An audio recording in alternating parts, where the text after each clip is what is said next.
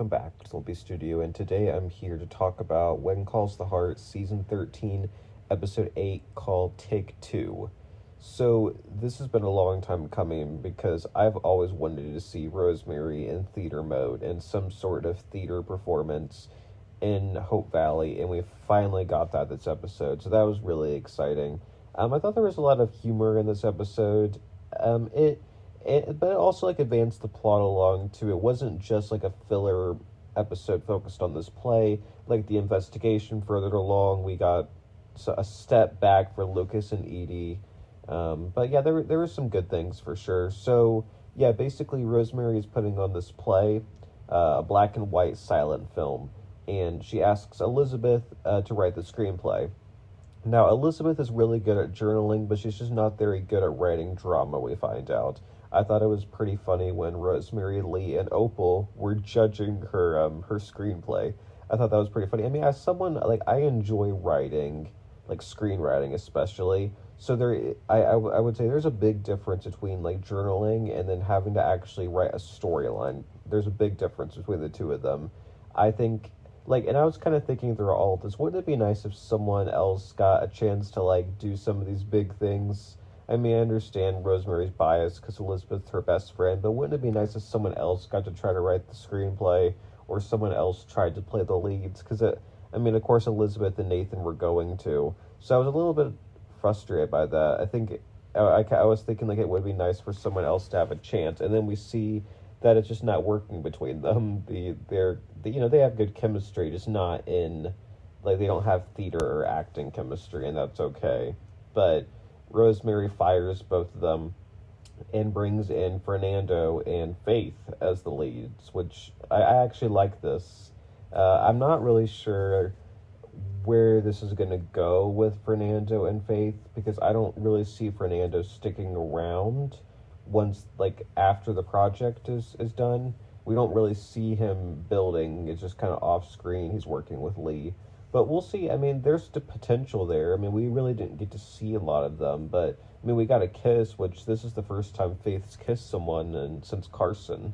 So that was a pretty big moment for her. I mean, I think there's potential there. I just don't know if he's going to stick around. So it might... I don't know. We'll see. I'm kind of, keeping my opinion neutral there for now. There's potential. I'm also not getting my hopes up. I mean, the fact that, Elizabeth and Nathan couldn't even kiss... It's almost like they were playing fun with the fact that they haven't been kissing this whole season, basically. And I thought that would lead to them finally getting their kiss by the end, but they didn't. I'll talk about that later. But the film stuff was fun. Seeing Rosemary in her element, I enjoy that moment where she yells at Lee because the traffic light is still there, and then we see Mike running in the background to go move it. I thought that was pretty funny. Seeing Opal as a producer was also fun, because they could have easily just had Allie do that, but they chose Opal, who doesn't have a whole lot to do. I thought that was a nice little touch. But yeah, I enjoyed it. I would have liked to see them film more scenes rather than just the one scene, but there's a lot going on this episode, so I'm glad we got what we did.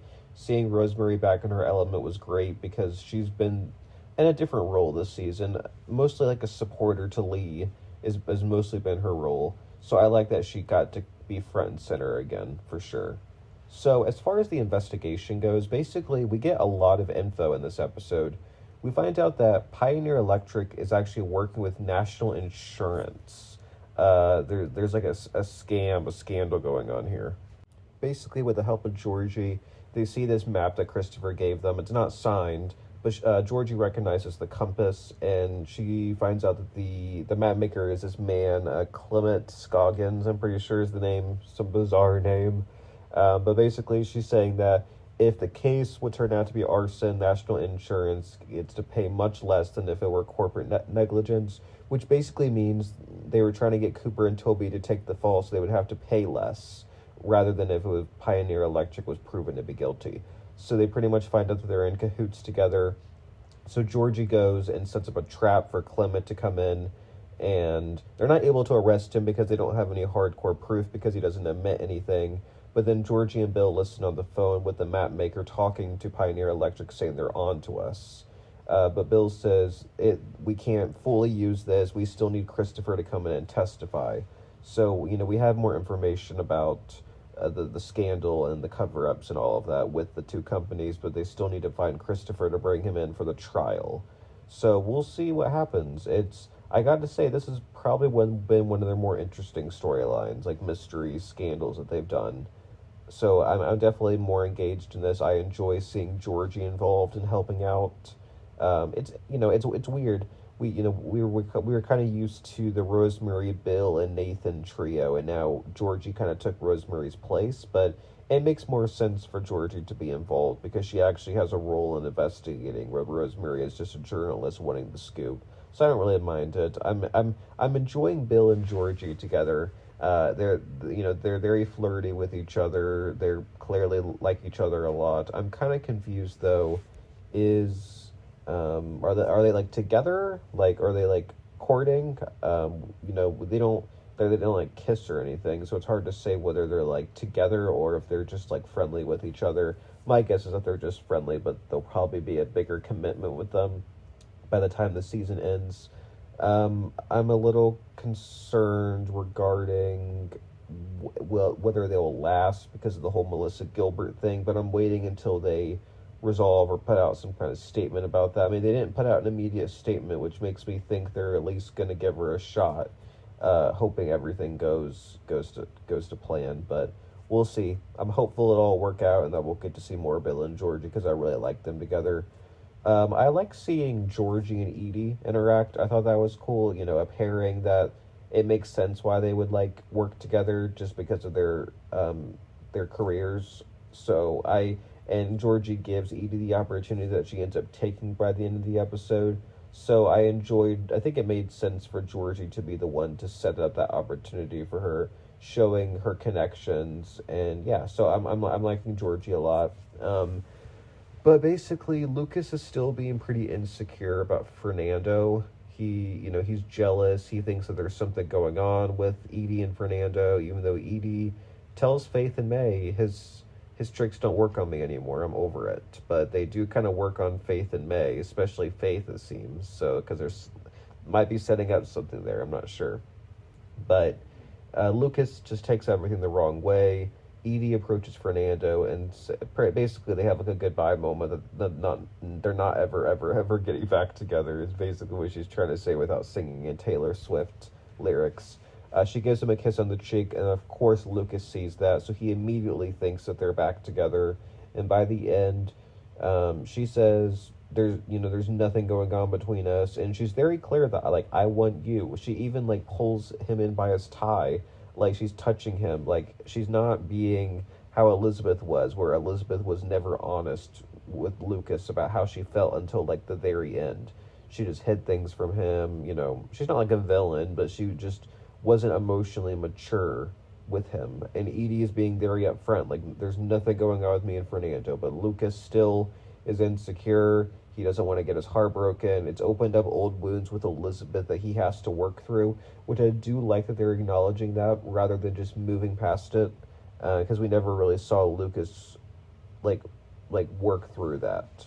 He just immediately moved on to his governor role, and that was his outlet. But now he's starting to realize maybe there's unresolved stuff I need to work through. So I'm hoping we get to see him work through that a little bit before him and Edie inevitably get back together or get together. But of course Edie leaves town by the end. So I'm wondering, I mean, obviously she'll be back. I'm pretty confident that the season will end with a kiss or something between them. But it is a little bit frustrating to see Lucas be this way when there's 4 episodes left. I feel like this would have made more sense if it was an earlier season conflict, but it does feel awful late for Lucas to have these skeptical thoughts, but I'm hoping it'll all work out by the end, and I think it will. I think we'll see a happy ending for them. But let's see what else. There was a little funny side plot with Florence and Molly. Florence thinks Molly's hiding something from her. It turns out that Molly is just, she's taken the correspondence course like we found out last episode. We found out that she passed, so she's going to officially be a nurse. So I think that opens up more storylines for Faith. Maybe Faith can, I think it'll look different in the infirmary now with Molly actually having a role or a position to be held rather than just an assistant. But I did think it was funny when Molly approached and thought Florence was cheating on Ned because Ned had a wig on from the movie or the play. I thought that was really funny, and yeah, so I thought that was funny. Them giving like those Florence, Molly, Ned little more to do. Definitely some funny scenes there, but yeah.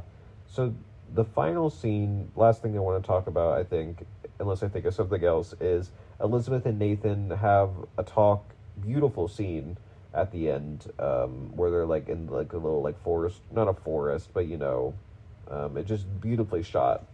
And they talk about how Nathan just feels like he let Christopher slip through his fingers. He's frustrated with the case, and Elizabeth says, "You're working hard. The investigation's not over." And yeah, they joke about how their chemistry is not great on camera, but they still have good chemistry off camera. I thought that was funny, but yeah, it was a nice scene at the end. But of course, we have their foreheads touching, and that's the end of the episode. They won't let them kiss. I don't know what's going on here. Like, why are like it's just weird. Like, there's perfect moments for them to kiss. I thought for sure that when they kept dodging the kiss during like the production thing, that it would just be them playing with us as to why they haven't been kissing, even though there's really no good reason why they're not, and then they would give us a kiss at the end, but they don't.